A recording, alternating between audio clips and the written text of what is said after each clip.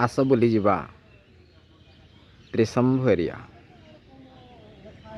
ତ୍ରିଶମ୍ଭୁ ଅଞ୍ଚଳ ଚକାପାଦ।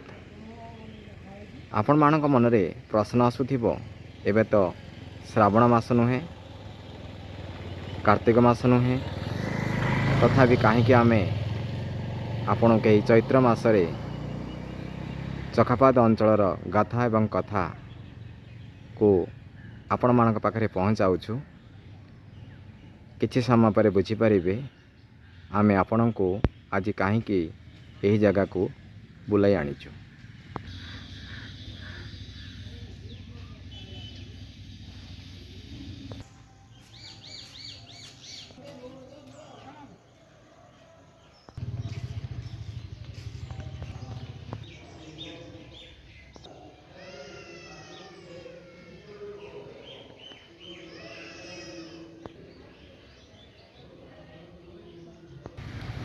ଏ ହେଉଛି ସେହି ମନ୍ଦିର, ଯେଉଁ ମନ୍ଦିର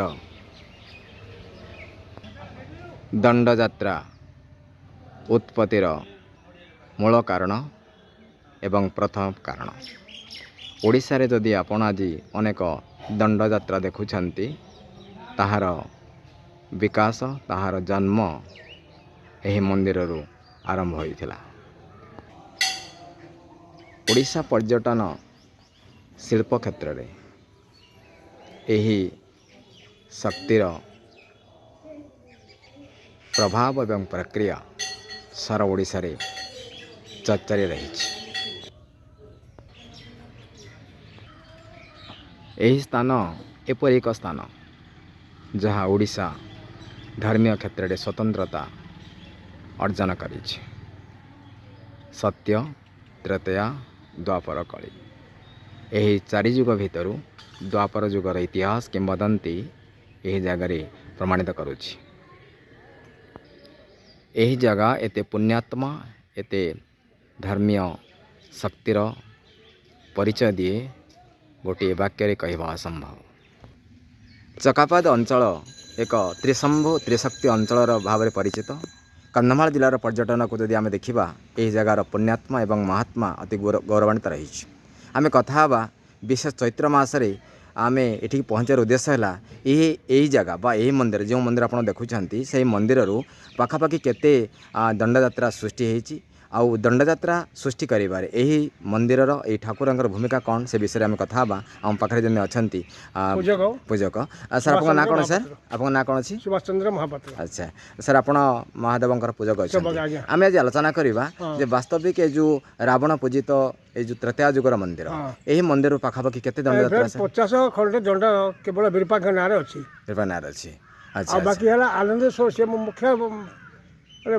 ମୁଖ୍ୟ ଠାକୁର। ହଁ, କିନ୍ତୁ ନାମ ଯାହା ଠାକୁର ହେଉଛି ରାବଣ ପୂଜିତ ଠାକୁର ବିରୁପାକ୍ଷ ସ୍ୱାମୀ। ଆଚ୍ଛା ଆଚ୍ଛା ସାର୍, ମନ୍ଦିରର କିଛି ଇତିହାସ କିଛି କହିପାରିବେ ସେ ଟିକେ ଅନୁମାନିକ? ଇତିହାସ କ'ଣ, ରାବଣଙ୍କର କିମ୍ବଦନ୍ତୀ ପ୍ରକାରେ ଆଜ୍ଞା ତ୍ରେତୟା ଯୁଗରେ ଆଜ୍ଞା ରାବଣ ସଦାବେଳେ ବସବାସ କରୁଥିଲେ।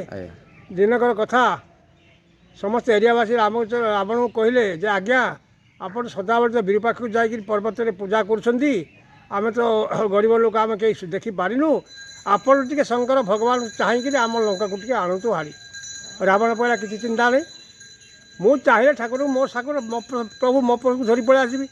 ସେ କ'ଣ ବିନା ପୂଜା ଅର୍ଚ୍ଚନା ନ କରିକି ପର୍ବତ ସହ ନେଇ ଲଙ୍କାରେ ଥୋଇବା ପାଇଁ ଚେଷ୍ଟା କଲା କି ରାବଣ। ଆଚ୍ଛା ଆଚ୍ଛା ସେ ସମୟରେ ଅର୍ଦ୍ଧାଙ୍ଗିନୀ ପାର୍ବତୀ ଥିଲେ।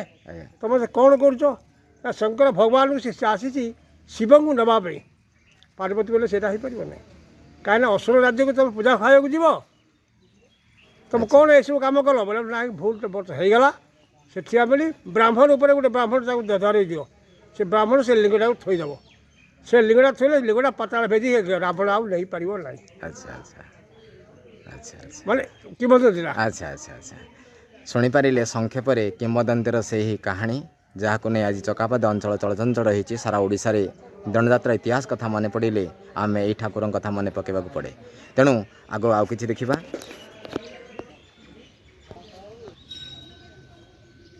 ଏତେ କାହାଣୀ, ଏତେ ଗାଥା, ଏତେ କଥା ଲୁଚି ରହିଛି ଏହି ମନ୍ଦିର ସମ୍ପର୍କରେ। ଆଜି ବି କାହିଁକି ଚକାପାଦ ଅଞ୍ଚଳରେ ଥିବା ଏ ଶକ୍ତିପୀଠର ଯେତିକି ପ୍ରଭାବ ପ୍ରସାରଣ ରହିବା କଥା, ତାହା ବିଶ୍ୱ ଦରବାରରେ ପହଞ୍ଚି ପାରିନାହିଁ। ଆମ ତରଫରୁ ଏହା ହେଉଛି ଚତୁର୍ଥ ପ୍ରେଜେଣ୍ଟେସନ୍, ଯାହାକୁ ନେଇ ଆମେ ମଧ୍ୟ ଆଶା ରଖିଛୁ ଯେ ଏହାର ଏକ୍ସଟେନସନ୍ ହେବାର ଆବଶ୍ୟକତା ରହିଛି। ପୂଜକ କହୁଥିଲେ ରାବଣ ପୂଜିତ ଏହି ଶକ୍ତିପୀଠ ଏକ ସ୍ୱତନ୍ତ୍ର ଏବଂ ଭିନ୍ନ ପରିଚୟରେ ରହିଛି ସାରା ଓଡ଼ିଶାରେ। ସେଇଥିପାଇଁ ତ ପ୍ରତିବର୍ଷ ଲକ୍ଷ ଲକ୍ଷ ଲୋକ ଭକ୍ତ ଆସନ୍ତି ଏହି ସ୍ଥାନକୁ ଜାଣିବା ପାଇଁ, ବୁଝିବା ପାଇଁ, ଦେଖିବା ପାଇଁ ସେହି ରାବଣ ପୂଜିତ ଶକ୍ତିର ପ୍ରଭାବ ଏବଂ ପ୍ରକ୍ରିୟାକୁ ନେଇ ଏକ ସୁନ୍ଦର ଅବସ୍ଥାନ ସହିତ ପ୍ରକୃତିର କୋଳରେ ବିରୂପାକ୍ଷ ଦେବଙ୍କର ସେହି ଆସ୍ଥାନ ଏକ ନୂତନ ସମ୍ଭାଷଣକୁ ସୂଚନା ପ୍ରଦାନ କରୁଅଛି। ଆଜିର ଏହି ଚତୁର୍ଥ ୟୁନିଟ୍ରେ ଆମେ ଆପଣମାନଙ୍କ ପାଇଁ ଦେଖାଉଛୁ ଏହାର ସୂଚନା। ସରକାରଙ୍କର ଆନ୍ତରିକତା, ପର୍ଯ୍ୟଟନ ବିଭାଗର ସହୃଦୟତା, ଭକ୍ତ ଏବଂ ଭକ୍ତିମାନଙ୍କର ସମାଗମ, ରାଜ୍ୟ ସରକାର, ଜିଲ୍ଲା ପ୍ରଶାସନ, ତହସିଲ ପ୍ରଶାସନ, ପଞ୍ଚାୟତ ପ୍ରଶାସନ, ଏପରି ପ୍ରଶାସନରେ ସୁଶାସନକୁ ନେଇ ଏହି ସୁନ୍ଦର ଦୃଶ୍ୟ ଆପଣ ଦେଖୁଛନ୍ତି। ଆଗାମୀ କିଛି ଦିନ ଭିତରେ ଆହୁରି ଆକର୍ଷଣୀୟ ରହିବ ମନ୍ଦିରର ସାଜସଜ୍ଜା, ଯାହା ଆପଣ ଦେଖୁଛନ୍ତି। ଠାକୁରଙ୍କର ମୂର୍ତ୍ତି କରିବା, ସେହି ମୂର୍ତ୍ତିରେ ରଙ୍ଗ ଆଙ୍କିବା, ରଙ୍ଗ ଲେପନ କରିବା, ଏହି ପରିପ୍ରେକ୍ଷୀରେ ଜଣେ କଳାକାର ମନରେ ସୃଷ୍ଟି ହେଉଥିବା ସେ କଳାତ୍ମକ ବିକାଶ ସହିତ ସାଂସ୍କୃତିକ ଏବଂ ଐତିହାସିକ ତା ସହିତ ଚିତ୍ର ସମ୍ପର୍କିତ ଅନେକ ମାନସିକତାକୁ କିପରି ଭାବରେ ନିଜର କରାଯାଏ ତାହାର ଏକ ଦୃଶ୍ୟ ଆମେ ବର୍ତ୍ତମାନ ଦେଖିବାକୁ ପାଉଛୁ। ଆମ ପାଖରେ ଜଣେ ଅଛନ୍ତି ଚିତ୍ରକର ବା ଯାହାକୁ ଆମେ ପେଣ୍ଟର ବୋଲି କହିପାରିବା, ଏବଂ ସିଏ ବିଭିନ୍ନ ରଙ୍ଗ ଦେଉଛନ୍ତି, ଆକୃତି ଦେଉଛନ୍ତି, ଯାହାକି ଆକର୍ଷଣ କରିବ ଅନେକ ଭକ୍ତ ଏବଂ ଭକ୍ତିମାନ। କଥା ହେବା ଦ୍ୱିପଦ। ସାର୍ ଆପଣଙ୍କ ନାଁ କ'ଣ ସାର୍? ମୋ ନାଁ କାଳିଆ। ଆପଣଙ୍କ ଜିଲ୍ଲା ସାର୍? ନୟାଗଡ଼। ବ୍ଲକ? ନୟାଗଡ଼। ଗାଁ? ଇଟାମାଟି। ସାର୍ ଆମେ ଦେଖିଲୁ, ଆମେ ଆସିବା ସମୟରେ ଆପଣ ଚିତ୍ର ଅଙ୍କନ କରୁଥିଲେ। ଯେତେବେଳେ ଦେବାଳୟ ଗୁଡ଼ିକରେ ବା କିଛି ପୁଣ୍ୟାତ୍ମା ସ୍ଥାନ ଗୁଡ଼ିକରେ ଚିତ୍ର ଅଙ୍କନ କରୁଛନ୍ତି ବା ଚିତ୍ର ପ୍ରଲେପ କରୁଛନ୍ତି, ମନୋଭାବ କେମିତି ଅଛି, କ'ଣ ରଖିବ ପ୍ରତିକ୍ରିୟା ଆଜିର କାର୍ଯ୍ୟକ୍ରମରେ? ସମସ୍ତଙ୍କୁ ମୋର ପ୍ରଥମ ପ୍ରଣାମ। ଆଜ୍ଞା।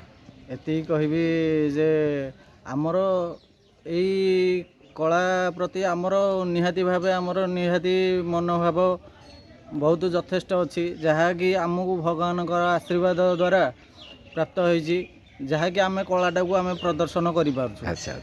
ଭଗବାନଙ୍କ ଆଶୀର୍ବାଦ ବିନା ଆମେ ହିଁ କିଛି ନିମିତ୍ତ ମାତ୍ର। ଭଗବାନ ହେଉଛନ୍ତି ସର୍ବଶ୍ରେଷ୍ଠ, ସିଏ ହେଉଛନ୍ତି ଭଗବାନ।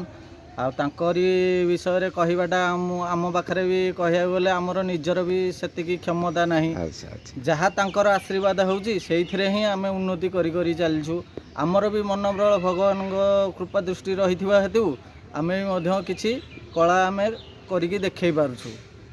ଶୁଣିପାରିଲେ ସଂକ୍ଷେପରେ, ଯେତେବେଳେ ଜଣେ କଳାକାର ପାଖରେ ସେହି ପଜିଟିଭ୍ସ ବା ସାକାରନେସ୍ ମନୋଭାବ ଯୋଗୁଁ ଚିତ୍ରକର ଆଗକୁ ବଢ଼େ, ଠାକୁରଙ୍କର ପ୍ରଚ୍ଛନ୍ନ ଶକ୍ତି, ପ୍ରଚ୍ଛନ୍ନ ଇଚ୍ଛା ଲୁଚି ରହିଛି ପ୍ରତ୍ୟେକ ବ୍ୟକ୍ତି ପାଖରେ, କଳାକାର ପାଖରେ ଏହା ଅଧିକ ସକ୍ରିୟ ବୋଲି ଜଣେ ଭାଇ କହୁଛନ୍ତି। ନୟାଗଡ଼ରୁ କନ୍ଧମାଳର ଚକାବଦ ବ୍ଲକର ଏହି ଶକ୍ତିପୀଠରେ ବର୍ତ୍ତମାନ ଆର୍ଟ କରୁଛନ୍ତି। ଆର୍ଟ କରିବା ସହିତ ତାଙ୍କର ଯେଉଁ ଆର୍ଟିଷ୍ଟିକ୍ ଟ୍ୟାଲେଣ୍ଟକୁ ମଧ୍ୟ ସେ ଦେଖାଉଛନ୍ତି, ଯାହାକି ଏକ ସ୍ପିରିଚୁଆଲ୍ କଣ୍ଟେଣ୍ଟକୁ ଅଧିକ ସାକାର କରୁଛି। ୱିଦାଉଟ୍ ସ୍ପିରିଚୁଆଲ୍ କଣ୍ଟେଣ୍ଟକୁ ଆମେ ନେଇ କିଛି କରିପାରିବା ନାହିଁ, ଏକଥା ମଧ୍ୟ ଭାଇ କହୁଛନ୍ତି। ଧନ୍ୟବାଦ।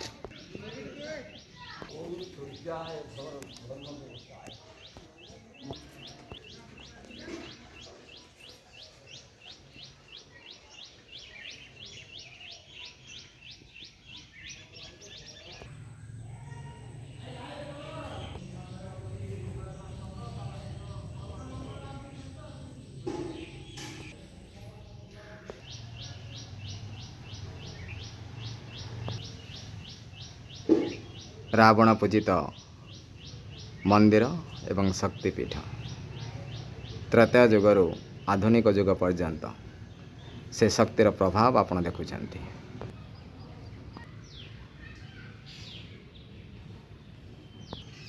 କନ୍ଧମାଳ ଜିଲ୍ଲାରେ ଆଜି 107 ଛୁଇଁଛି ଦଣ୍ଡଯାତ୍ରା।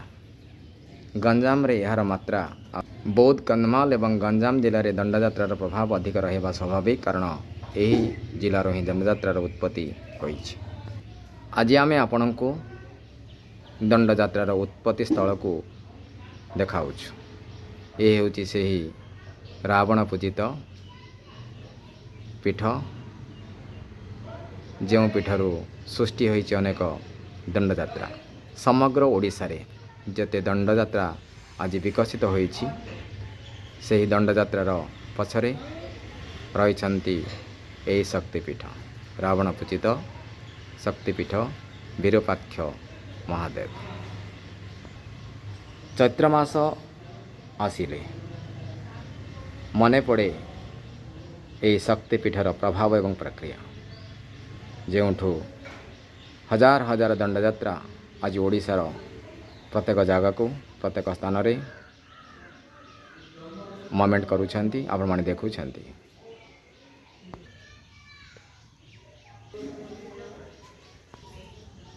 ନୁହେଁ ଆଜି ଶ୍ରାବଣ ମାସ, ନୁହେଁ ଆଜି ଶିବରାତ୍ରି, ନୁହେଁ ଆଜି କାର୍ତ୍ତିକ ପୂର୍ଣ୍ଣିମା, ତଥାପି ଆମେ ଆସିଛୁ ଏ ସ୍ଥାନକୁ କାହିଁକି? ଆମର ପ୍ରଥମ ପ୍ରଶ୍ନ ଆପଣମାନଙ୍କୁ ପଚାରିଥିଲୁ, ଯାହାର ଉତ୍ତର ଆପଣ ଅନୁଭବ କରିସାରିଥିବେ ଆଉ ଜାଣିସାରିଥିବେ। ଏବେ ଆସିବା ଦଣ୍ଡଯାତ୍ରାର ସୃଷ୍ଟି ଏବଂ ତା'ର ଏକ୍ସଟେନ୍ସକୁ ନେଇ ଆଲୋଚନା କରିବା। ବୌଦ୍ଧ ଧର୍ମର ପତନ ପରେ ପରେ ତନ୍ତ୍ର ମନ୍ତ୍ର, କାଳୀ ଶକ୍ତି ପୂଜା ପରମ୍ପରା ଆରମ୍ଭ ହୋଇଥିଲା, ଏହା ଅନେକ ଐତିହାସିକମାନେ କହିଥାନ୍ତି। ବୌଦ୍ଧ ଧର୍ମର ଶେଷ ଭାଗରେ ଏସବୁ ସୃଷ୍ଟି ହୋଇଛି ବୋଲି ଐତିହାସିକମାନେ ମତ ଦିଅନ୍ତି। ଆମେ ବି ଅନେକ ବ୍ୟକ୍ତି ଯେଉଁମାନେ ସ୍ୱର୍ଗପ୍ରାପ୍ତ, ତାଙ୍କଠାରୁ କିଛି କିମ୍ବଦନ୍ତୀ କାହାଣୀକୁ ଶୁଣି ମନେ ରଖି ଆଜିର ଏହି ଉପସ୍ଥାପନା, ଏହା ସହିତ ଉତ୍କଳ ପ୍ରସଙ୍ଗ, ବିଭିନ୍ନ ଖବରକାଗଜ, ବିଭିନ୍ନ ଟିଭି ଚଳଚ୍ଚିତ୍ର ମାଧ୍ୟମରେ ଅନେକ କଥା ସାଉଁଟିଥିବାକୁ ଆମେ ଆଜି ଆପଣମାନଙ୍କ ପାଖରେ ପ୍ରେଜେଣ୍ଟେସନ୍ କରୁଅଛୁ। ଏହି ଶକ୍ତି ପ୍ରଥମେ ଜାଗ୍ରତ ହୋଇଥିଲା କାଳମ୍ବା ଗାଁରେ। କାଳମ୍ବା ଗାଁରେ ଶକ୍ତି ପ୍ରଘଟ ହେବା ପରେ ସେ ଶକ୍ତିକୁ ନିୟନ୍ତ୍ରଣ କରିବାରେ ବ୍ୟର୍ଥ ହେବାରୁ ଗାଲେରୀକୁ ହସ୍ତାନ୍ତର କରାଯାଇଥିଲା ସେ ଶକ୍ତିର ପ୍ରଭାବ। ଅର୍ଥାତ୍ ହରି ଗୌରୀଙ୍କର ଏହି ଯାତ୍ରାକୁ ସର୍ବବ୍ୟାପକତା କରିବା ପାଇଁ ପ୍ରଭୁ ନିଜେ ଆଗ୍ରହୀ ଥିଲେ, ଆଉ ସେହି ଆଗ୍ରହକୁ ଲୋକଲୋଚନକୁ, ଲୋକଙ୍କ ହାତରେ ସମର୍ପଣ କରାଯାଇଥିଲା, ଯାହାର ପ୍ରଭାବ ଆଜି ଆପଣ ଅନୁଭବ କରୁଛନ୍ତି। କୁମ୍ଭ ଅନ୍ତେମିନ ମାସ, ଭୋଗ 17 ଦିବସ, ଡକାଇ ଅଷ୍ଟଶମ୍ଭକୁ ଯିବା ପାଣି ତୋଳିବାକୁ। ଏହି ଶବ୍ଦ ସହିତ ସକାରାତ୍ମକ ଭାବରେ ଔଷଧ ସାହୁଙ୍କର ଲେଖନୀ, ଯାହାଙ୍କର ଘର ବଲସକୁମ୍ପା, ଏହି ରଚନା ଦ୍ୱାରା ଏହି ଶକ୍ତିକୁ ଅଧିକ ଜାଗ୍ରତ କରିଛନ୍ତି ସେହି ସ୍ୱର୍ଗତ ବ୍ୟକ୍ତି।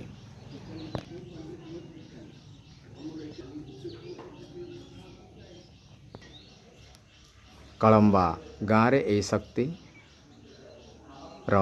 ଅନିୟନ୍ତ୍ରଣତା ପରେ ପହଞ୍ଚିଥିଲା ଗାଲେରୀରେ। କନ୍ଧମାଳ ଏବଂ ଗଞ୍ଜାମ, ତା ସହିତ ନୟାଗଡ଼ର ସେହି କାଳମ୍ବା ଗାଁ, ଏହି ତିନି ଅଞ୍ଚଳ ସହିତ ଏହି ଠାକୁରଙ୍କର ସମ୍ପର୍କ ନିବିଡ଼ ଥିଲା। ଆପଣମାନେ ଜାଣିଥିବେ, ଦଶପଲ୍ଲା ରାଜା ଶୈବ ଶକ୍ତିକୁ ଅଧିକ ନିଜର କରୁଥିଲେ। ଯେତେବେଳେ ସେ ଜାଣିବାକୁ ପାଇଲେ ଯେ ଚକାପାଦ ଅଞ୍ଚଳରେ ରାବଣ ପୂଜିତ ଏକ ଶକ୍ତି, ଯାହା ସର୍ବବ୍ୟାପକତା ପାଇଁ ପ୍ରସ୍ତୁତି ଆରମ୍ଭ ହୋଇଛି, ସେହି ସମୟରେ ସେ ଏଠିକି ପହଞ୍ଚିଥିଲେ ଏବଂ ଶକ୍ତିକୁ ଅଧିକ ଶାଣିତ କରିବା ଏବଂ ପୋଷଣ କରିବା ଉଦ୍ଦେଶ୍ୟରେ ଅର୍ଥ, ଆଗ୍ରହ, ଇଚ୍ଛା, ଆନ୍ତରିକତା ପ୍ରଦାନ କରିବା ସହିତ ଏହାକୁ ଅଧିକ ଏକ୍ସଟେନସନ୍ କରିଥିଲେ। ଆଜି ଯଦି ଦଣ୍ଡଯାତ୍ରାର ଇତିହାସକୁ ଆମେ ଦେଖିବା, ଗାଲେରୀ ଗଞ୍ଜାମ ଜିଲ୍ଲାର ପ୍ରସିଦ୍ଧ ଏବଂ ଦକ୍ଷିଣ ଓଡ଼ିଶାର ପ୍ରସିଦ୍ଧ ଶକ୍ତି ଏବଂ କାଳୀ ପୀଠ ଭାବରେ ଜଣାଶୁଣା। ଏହି ଶକ୍ତିପୀଠ ସହିତ ସମଗ୍ର ଓଡ଼ିଶା, ସମଗ୍ର ଜନମାନସରେ ଶୈବ ଭକ୍ତମାନଙ୍କର ହୃଦୟରେ ଲୁଚି ରହିଛି ଅନେକ କଥା ଏବଂ ଗାଥା। ଏତେ ଲୋକାଭିମୁଖୀ, ଏତେ ଆକର୍ଷଣୀୟ ଏକ ପୁଣ୍ୟାତ୍ମ ସ୍ଥାନ ଆଜି କାହିଁକି ଅବହେଳିତ, ଏହାକୁ ନେଇ ଅନେକ ପ୍ରଶ୍ନ ସୃଷ୍ଟି ହୁଏ। ଅନ୍ୟ ମନ୍ଦିରର ବିକାଶ ଯେଉଁ ମାତ୍ରାରେ ଘଟିଛି, ଏହି ମନ୍ଦିରର ମାତ୍ରା ବିକାଶ ମାତ୍ରା ସେ ଅନୁସାରେ ଘଟିନାହିଁ ବୋଲି ଅନେକ ଗଣମାଧ୍ୟମରେ ପ୍ରକାଶିତ ହୋଇଛି। ସେହି ଖବର ପ୍ରସାରଣ ସମ୍ପ୍ରସାରଣ ପରେ ଜିଲ୍ଲା ପର୍ଯ୍ୟଟନ ରାଜ୍ୟ ପର୍ଯ୍ୟଟନ ଏହି ମନ୍ଦିର ବିକାଶ ପାଇଁ ଅନେକ ପ୍ରକ୍ରିୟା ଆରମ୍ଭ କରିଛନ୍ତି, ଯାହା ଧୀରେ ଧୀରେ ଆଗାମୀ ଦିନରେ ଏକ ବଳିଷ୍ଠ କ୍ଷେତ୍ର ଭାବରେ ପରିଚିତ ହେବ। ବଳିଷ୍ଠ କ୍ଷେତ୍ର ଏଇଥିପାଇଁ ହେବ, ଏହା ତ୍ରେତୟା ଯୁଗର କିମ୍ବଦନ୍ତୀ ତ୍ରେତୟା ଯୁଗର ଗାଥାକୁ ଅନେକ ମାତ୍ରାରେ ପ୍ରସାରଣ କରୁଛି।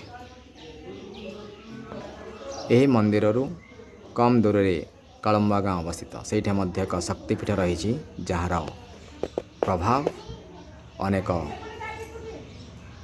ଦୂରକୁ ଅନେକ ବ୍ୟକ୍ତିଙ୍କୁ ଅନେକ ହୃଦୟକୁ ସ୍ପର୍ଶ କରିଛି।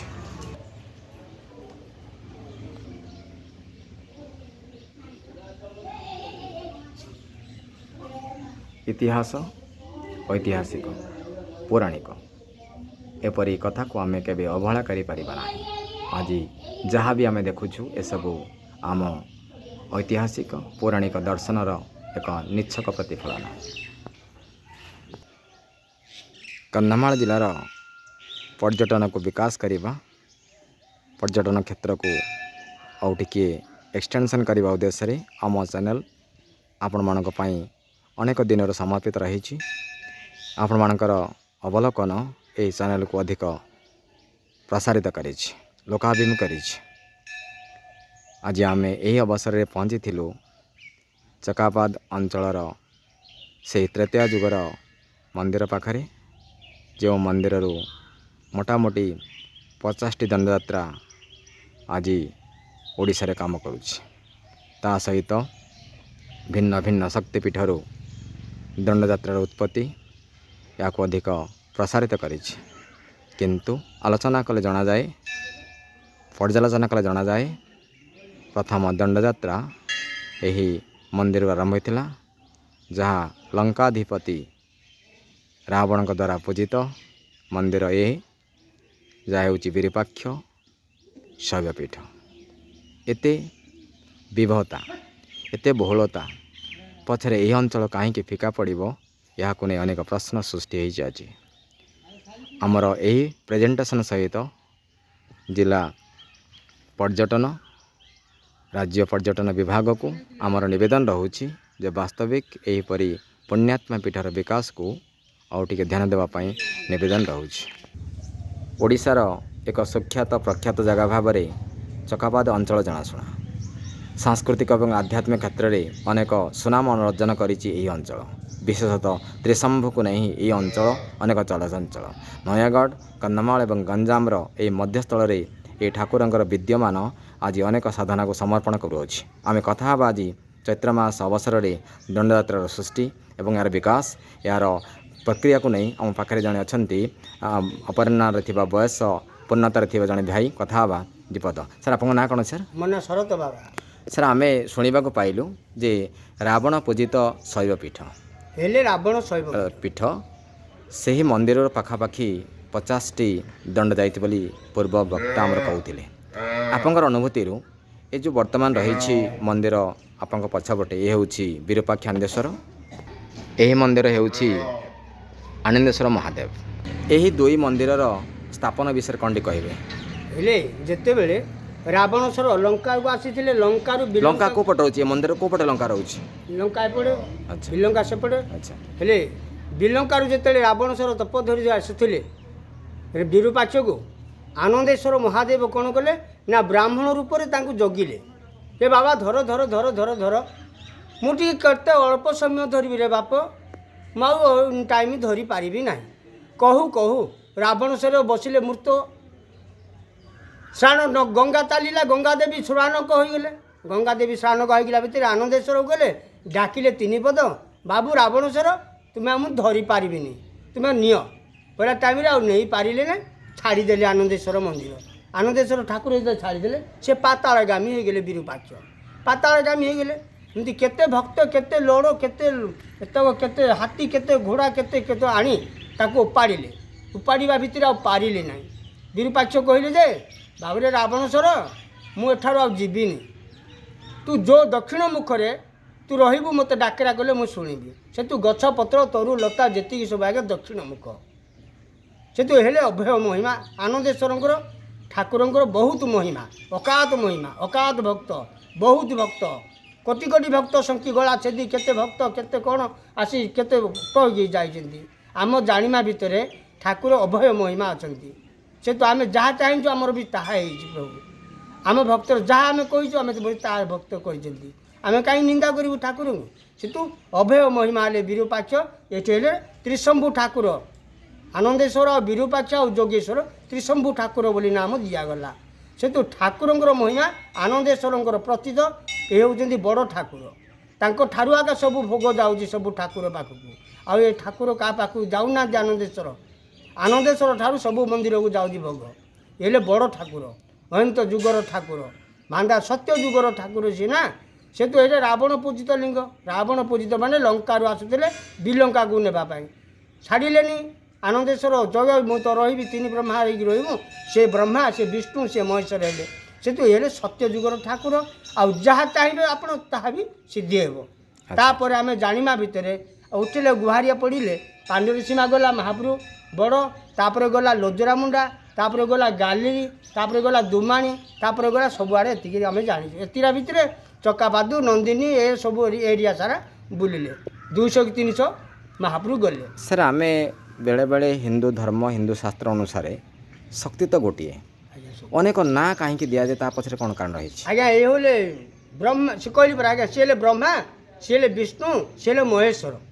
ନାଇଁ, ମହେଶ୍ୱର ତ ହେଉଛନ୍ତି ଆମର ଧ୍ୱଂସକର୍ତ୍ତା, ଆଉ ବିଷ୍ଣୁ ହେଉଛନ୍ତି ପାଳନକର୍ତ୍ତା, ବ୍ରହ୍ମା ସୃଷ୍ଟିକର୍ତ୍ତା। ଏହା ଆମେ ପୁରାଣରେ ଅଛୁ ବା ହିନ୍ଦୁ ଧର୍ମର ଶାସ୍ତ୍ରରେ କୁହାଯାଇଛି। ଆଜ୍ଞା।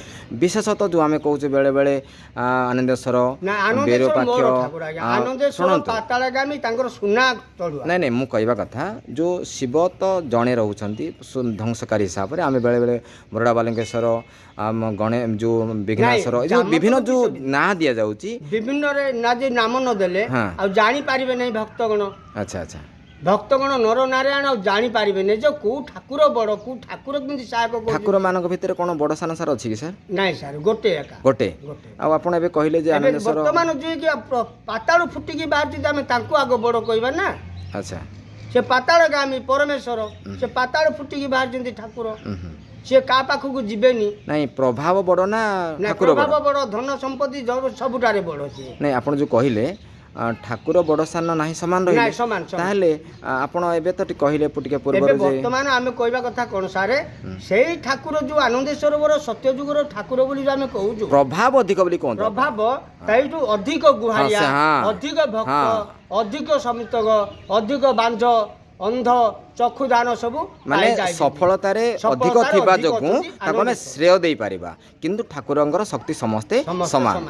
ଶୁଣିପାରିଲେ ସଂକ୍ଷେପରେ ବାସ୍ତବିକ ଆମ ମନରେ ଯେଉଁ ଦ୍ୱନ୍ଦ୍ୱ ଥିଲା, ଠାକୁର ଗୋଟେ, ନା କାହିଁକି ଭିନ୍ନ ଭିନ୍ନ, ଆମେ ଅନୁଭବ କଲେ, ଜାଣିପାରିଲେ ଯେ ପ୍ରଭାବ ପାଇଁ, ଲୋକଲୋଚନ ଜାଣିବା ପାଇଁ, ଭକ୍ତମାନେ ଜାଣିବା ପାଇଁ ଏସବୁ ପ୍ରକ୍ରିୟାକୁ ସାକାର ଭକ୍ତମାନେ କରାଯାଇଛି, ଯେଉଁ ଜାଣିବା ପାଇଁ ବୋଲି ତାକୁ ତାର ଦିଆଗଲା ପୋଷଣ ଆନନ୍ଦେଶ୍ୱର, କରାଯାଇଛି। ଆଚ୍ଛା, ତାକୁ ଦିଆଗଲା ବିରୂପାକ୍ଷ, ତାକୁ ଦିଆଗଲା ଯୋଗେଶ୍ୱର, ଆଉ କଳି ଯୁଗରେ ବାହାରିଲେ ଲକ୍ଷଣେଶ୍ୱର। କଳି ଯୁଗର ନରବଳି ପଡ଼ିବା ଭିତରେ ବାହାରିଲେ ଲକ୍ଷଣେଶ୍ୱର। ଆଚ୍ଛା, ସେଠୁ ବ୍ରହ୍ମା ଆଉ ବିଷ୍ଣୁ ଆଉ ମହେଶ୍ୱର ଆଉ ସତ୍ୟ ଯୁଗର କଳି ଯୁଗର ଠାକୁର ହେଲେ ଲକ୍ଷଣେଶ୍ୱର। ସାର୍ ଆନନ୍ଦେଶ୍ୱର ଠାକୁରଙ୍କ ପାଖରୁ କେତେ ଦଣ୍ଡ ଆପଣ ଆଜ୍ଞା, ଜାଣିବା ଯାଇଛି, ଭିତରେ ବହୁତ ଗୁଡ଼ାଏ ଦଣ୍ଡ ଯାଇଛି। ଅନୁମାନିକ ସାର୍ କେତେ? ଅନୁମାନିକ 200-300 ଦଣ୍ଡ ଯାଇଛି ଆଜ୍ଞା। ହଁ, ଯାଇଛି। କିଏ ସୁନା ଦଣ୍ଡ ନେଇଛି, କିଏ ରୂପା ଦଣ୍ଡ ନେଇଛି, କିଏ ପିତ୍ତଳ ଦଣ୍ଡ ନେଇଛି, କିଏ ମାଟି ଦଣ୍ଡ ନେଇଛି, ଆଉ ତାର ହିସାବ ନାହିଁ ଆଜ୍ଞା। ଆଚ୍ଛା ଆଚ୍ଛା, କିଏ ତ ତାପିତ କରିକି କରିପାରିଲେ ନାହିଁ, ଆଣିକି ତାପି ଦେଲେ। କିଏ ତ ଆଣିକିରି ସଭା ନ କରିପାରିବାକୁ ରଖିଦେଲେ। କିଏ ତ ଏମିତି ପ୍ରତ୍ୟେକ ଠାକୁର ଯାଇଛି। ଦିନେ ଆନନ୍ଦେଶ୍ୱର ବଡ଼ ଠାକୁର ବୋଲି ଆମେ ତାଙ୍କୁ ଦେବାକ ଦେଲୁ। ଭକ୍ତ ପାଇଁ ବି ବଡ଼, ନରନାରା ପାଇଁ ବି ବଡ଼, ସମସ୍ତଙ୍କ ପାଇଁ ସିଏ ହେଲେ ବଡ଼। ସିଏ କାହାର ଅସୁବିଧାକୁ ସିଏ ଚାହେଁ ନାହିଁ। ଶୁଣିପାରିଲେ ସଂକ୍ଷେପରେ ବାସ୍ତବିକ ଚୈତ୍ର ମାସ ଅବସରରେ ଆମେ ପହଞ୍ଚିଥିଲୁ ଏ ଜାଗାକୁ। ଆଜି ନୁହେଁ ଶ୍ରାବଣ ମାସ, ଆଜି ନୁହେଁ କାର୍ତ୍ତିକ ମାସ, ତଥାପି ଚୈତ୍ର ମାସରେ ମଧ୍ୟ ପ୍ରଭାବ ରହିଛି। ଏହି ତିନି ଠାକୁରଙ୍କର ବିଷୟରେ ଅନେକ କଥା ଆମେ ଆଲୋଚନା କଲେ ଯେ ବାସ୍ତବିକ ସତ୍ୟ ଯୁଗର ଠାକୁର ହେଉଛନ୍ତି ଆନନ୍ଦେଶ୍ୱର, ତ୍ରେତୟା ଯୁଗର ଠାକୁର ହେଉଛନ୍ତି ବିରୂପାକ୍ଷ। ଏହି କଥା ଆମେ ଜାଣିପାରିଲେ। ବାସ୍ତବିକ ଏହି ଖବର କନ୍ଧମାଳ ଜିଲ୍ଲାର ପ୍ରତ୍ୟେକ ଭାଇ ଏବଂ ଓଡ଼ିଶାର ପ୍ରତ୍ୟେକ ଭାଇ ଏବଂ ଭାରତର ବିଶ୍ୱର ପ୍ରତି ଭାଇ ପାଖରେ ଖବର ପହଞ୍ଚିବାର ଅବସ୍ଥା ରହିଛି। ଭାଇ ଭଉଣୀମାନେ ୟାକୁ ଦେଖନ୍ତୁ ଏବଂ କନ୍ଧମାଳ ଜିଲ୍ଲାର ଏହି ପ୍ରସିଦ୍ଧ ସ୍ଥାନକୁ ଆସନ୍ତୁ, ଥରେ ଅନୁଭବ କରନ୍ତୁ ଏହାର ଶକ୍ତି ଏବଂ ପ୍ରଭାବକୁ ନେଇ। ଧନ୍ୟବାଦ ସାର୍। ଏ ହେଉଛନ୍ତି ସତ୍ୟ ଯୁଗର ଠାକୁର, ଏ ହେଉଛନ୍ତି ଦ୍ୱାପର ଯୁଗର ଠାକୁର। ସତ୍ୟ ଯୁଗର ଠାକୁରଙ୍କର ପ୍ରଭାବ ଅଧିକ ଥିବା ଯୋଗୁଁ ଏହି ଠାକୁରଙ୍କୁ ବଡ଼ ଠାକୁର କୁହାଯାଉଛି। ତା ସହିତ ରାବଣ ପୂଜିତ ଠାକୁର ବିରୂପାକ୍ଷ, ଏଥିରୁ ପ୍ରଭାବିତ ଦଣ୍ଡଯାତ୍ରାକୁ ନେଇ ଆଜିର ଅନେକ କଥା ଆପଣ ଶୁଣିପାରିବେ। କନ୍ଧମାଳ ଜିଲ୍ଲାର ପର୍ଯ୍ୟଟନ ବିକାଶକୁ ଆଉ ଟିକେ ଆଗକୁ ନେବା, କନ୍ଧମାଳରେ ଥିବା ପର୍ଯ୍ୟଟନ ଶିଳ୍ପକୁ ଆଉ ଟିକେ ଶ୍ରୀବୃଦ୍ଧି କରିବା ସହିତ ଲୋକଲୋଚନକୁ ଆଣିବା ଉଦ୍ଦେଶ୍ୟରେ ଆମର ଏହି ପ୍ରେଜେଣ୍ଟେସନ୍ ଆପଣମାନଙ୍କ ପାଇଁ। ଦେଖିବେ, ଅନୁଭବ କରିବେ, ଅନୁମାନ କରିବେ।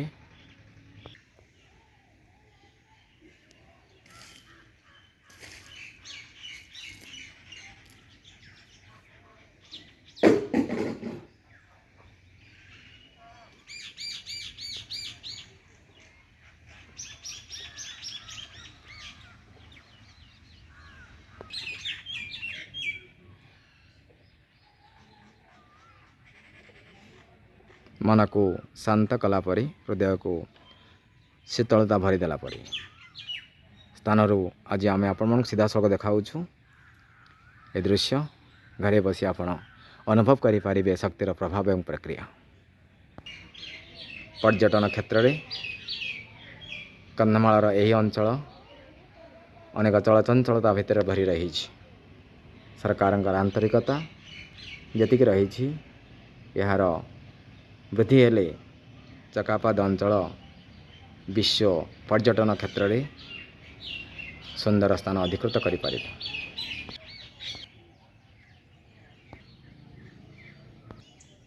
ସମ୍ପୂର୍ଣ୍ଣ କାହାଣୀ, ଐତିହାସିକ କିମ୍ବଦନ୍ତୀ, ଲୋକବାଦ, ଲୋକପ୍ରବାଦ, ଏପରି ଅନେକ କଥାକୁ ନେଇ ଆମର ସ୍ୱତନ୍ତ୍ର ଉପସ୍ଥାପନା ତ୍ରିଶକ୍ତି ପୀଠକୁ ନେଇ। ଦଣ୍ଡଯାତ୍ରାର ଇତିହାସ, ଦଣ୍ଡଯାତ୍ରା ବିକାଶ, ଦଣ୍ଡଯାତ୍ରାର ପ୍ରସାରଣ ପାଇଁ ଯେତେବେଳେ ଆମେ ନିଜକୁ ସାଜସଜ୍ଜା କରୁ, ସେତେବେଳେ ଏହି ଚକାପାଦ ଅଞ୍ଚଳର ଏହି ବିରୂପାକ୍ଷ ଏବଂ ଆନନ୍ଦେଶ୍ୱର ଶକ୍ତିପୀଠକୁ ଆମେ ଭୁଲିବା ନାହିଁ। ଏହା ତା'ର ସୁନ୍ଦର ପରିଚୟ ଏବଂ ପ୍ରମାଣ। ଅନେକ କଥା, ଅନେକ କିମ୍ବଦନ୍ତୀ, ଅନେକ ପ୍ରଭାବ, ଅନେକ ପ୍ରସାରକୁ ନେଇ ଆମର ଏହି ସ୍ୱତନ୍ତ୍ର ଉପସ୍ଥାପନା। ଦେଖିବା ପରେ କନ୍ଧମାଳ ଇତିହାସକୁ ନିଜର କରୁଥିବା, କନ୍ଧମାଳ ଇତିହାସକୁ ଲେଖୁଥିବା ସେହି ଭାଇ ଭଉଣୀମାନଙ୍କ ଭିତରେ ଆସୁଥିବା ଅନେକ ପ୍ରଶ୍ନ, ଆମ ସହିତ ଯୋଡ଼ି ହେବା ସହିତ ନିବେଦନ ଏବଂ କନ୍ଧମାଳ ଇତିହାସକୁ ଆଉ ଟିକେ ଏକ୍ସଟେନସନ୍ ପାଇଁ ଆମ ରିସୋର୍ସ କେତେ କାମ କରିବ, ତାହା ସମୟ କହିବ। ଆଜ୍ଞା।